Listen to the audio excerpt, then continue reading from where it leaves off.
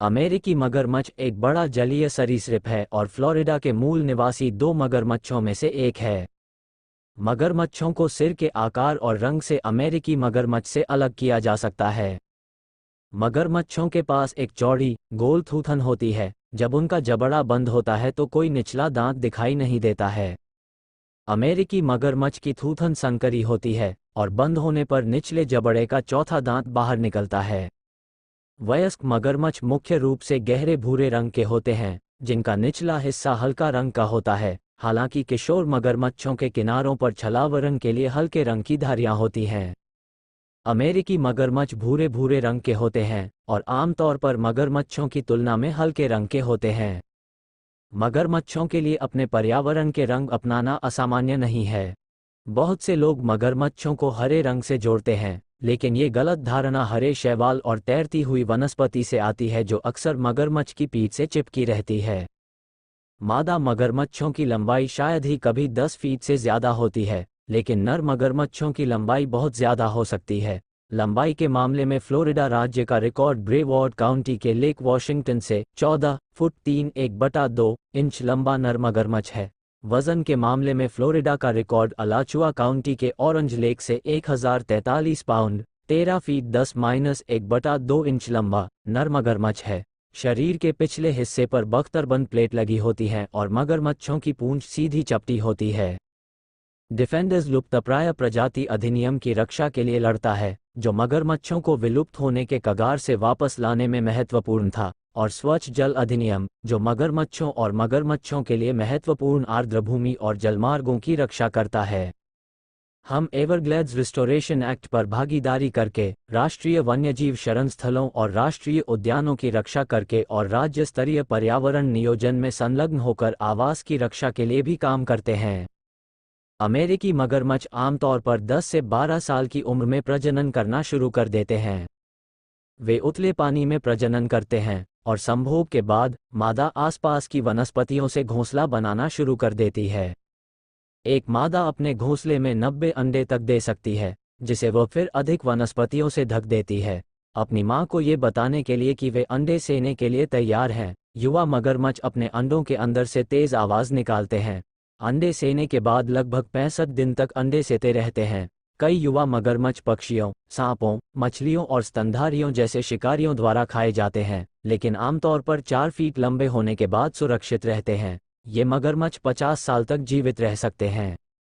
अमेरिकी मगरमच्छ दक्षिण पूर्व की एक महत्वपूर्ण कीस्टोन प्रजाति है। मगरमच्छ अपने घोंसले बनाने और गर्म रहने के लिए मिट्टी में बिल खोदने के लिए अपनी पूंछ का उपयोग करते हैं। जब मगरमच्छ बिल छोड़ देता है, तो पीछे छोड़ा गया छेद मीठे पानी से भर जाता है और अन्य प्रजातियों द्वारा प्रजनन और पीने के लिए उपयोग किया जाता है। यदि मगरमच्छों को उनके मूल पारिस्थितिकी तंत्र से हटा दिया जाता है, तो यह अनगिनत अन्य प्रजातियों को प्रभावित करेगा।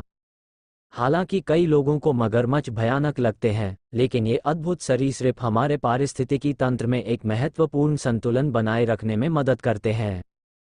वे आक्रामक न्यूट्रिया पर लालच से भोजन करते हैं, जो उनकी वनस्पतियों को नष्ट करके आर्द्रभूमि को भयानक नुकसान पहुंचाते हैं, और वे सूखे के दौरान जलाशय प्रदान करने वाले गहरे गड्ढों में सुरंग भी बनाते हैं। ये मगरमच्छ के बिल मछलियों, पक्षियों, कछुओं और अन्य जीवों के लिए जीवनदायी जल का स्रोत हो सकते हैं। मगरमच्छों के लिए सबसे बड़ा खतरा उनके आवास का विनाश है।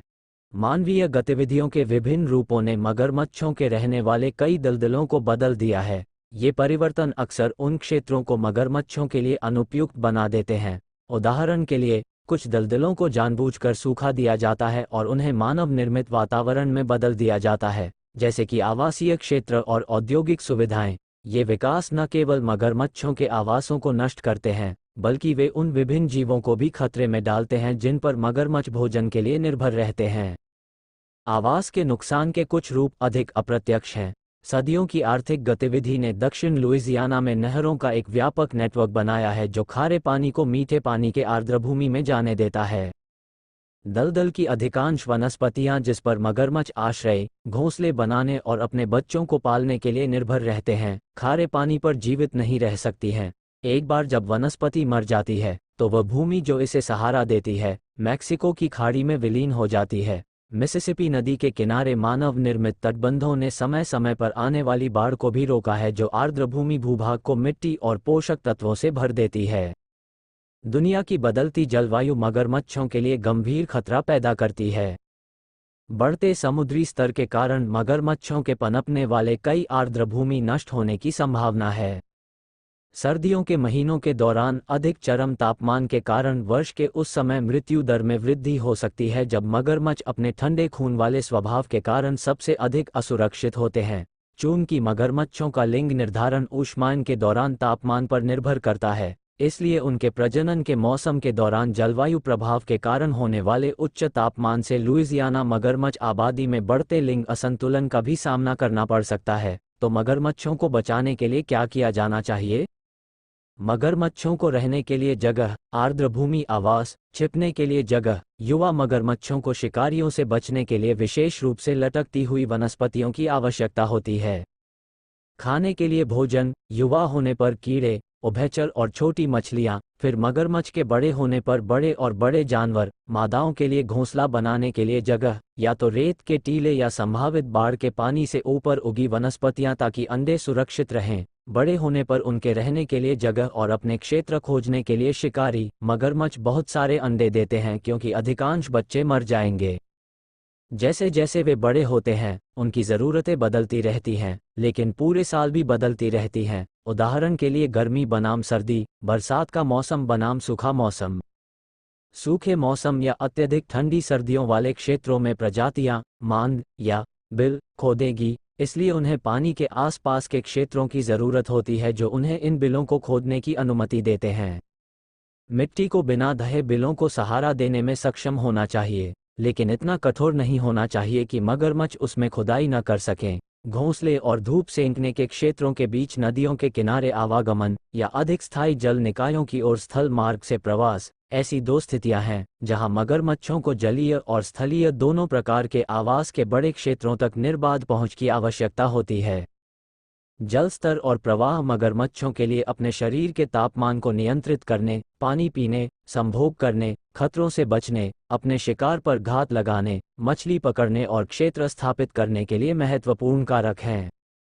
यदि किसी दिए गए क्षेत्र में एक प्रजाति के लिए यह मामला है, तो आप देख सकते हैं कि जानवरों, पौधों और कीट प्रजातियों की बहुलता के साथ पारिस्थितिकी तंत्र कितने जटिल हैं। सभी एक दूसरे से बातचीत करते हैं और किसी न किसी तरह से अन्य प्रजातियों पर निर्भर रहते हैं। यह वह जैव विविधता है जिसके बारे में आप सुनते हैं, परस्पर जुड़े पारिस्थितिकी तंत्र जो ग्रह और वन्यजीवन, पौधे और कीड़े बनाते हैं, जो महत्वपूर्ण घटक हैं जो सब कुछ संतुलन में रखते हैं।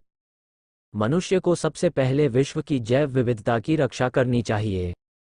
इसलिए जब आप सुनते हैं कि कटाई से मगरमच्छ प्रभावित होते हैं, तो ऐसा इसलिए नहीं है क्योंकि मगरमच्छ पेड़ों पर रहते हैं। ऐसा इसलिए है क्योंकि वे घोंसले के क्षेत्रों और छाया या सुरक्षात्मक आवरण के लिए वनस्पति पर निर्भर हो सकते हैं। जंगल नदी में वर्षा जल के प्रवाह को नियंत्रित करने में मदद करते हैं और इस सुरक्षा के बिना पानी अशांत होता है और अक्सर इस बढ़े हुए अपवाह से प्रदूषित होता है, खासकर कृषि क्षेत्रों में। मगरमच्छों को खाने के लिए जिन जानवरों की ज़रूरत होती है, उनमें से कई जंगल पर भी निर्भर हो सकते हैं, और एक बार जब वे चले जाते हैं, तो वे भी चले जाते हैं। मगरमच्छों के लिए भोजन की उपलब्धता कम हो जाती है। अक्सर अधिक से अधिक लोग क्षेत्र के भीतर चले जाते हैं या काम करते हैं, जिससे लगातार अशांति, लोगों के साथ संघर्ष होता है, और मगरमच्छ आमतौर पर अन्य क्षेत्रों में चले जाते हैं।